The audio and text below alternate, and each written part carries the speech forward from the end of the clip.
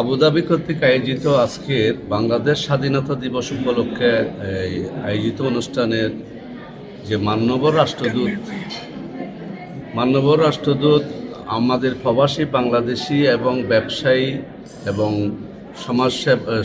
সামাজিক সংগঠনের যারা প্রবাসী বাংলাদেশি আছেন এবং সংযুক্ত আরব আমিরাতে বিভিন্ন দেশের কূটনীতিকদের নিয়ে যে আজকে বাংলাদেশের স্বাধীনতা দিবস অনুষ্ঠানটি করেছেন, সত্যি অনেক চমৎকার একটা আয়োজন ছিল। আমি ধন্যবাদ জানাই মাননীয় অ্যাম্বাসাডারকে যে এই সুন্দর 5 স্টার হোটেলে আয়োজনটা করার জন্য, যে আমাদের বাংলাদেশের ভাবমূর্তি উজ্জ্বল করেছেন উনি। এবং তার সাথে সাথে আমি ওনার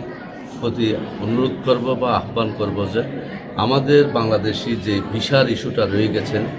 ওই ইস্যুটা নিয়ে, ভিসার ব্যাপার নিয়ে যেন এই দেশের শাসকদের সাথে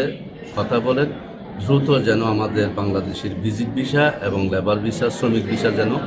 চালু করেন। ভিসার কারণে আমরা ব্যবসায়ীরা যারা আছি প্রবাসে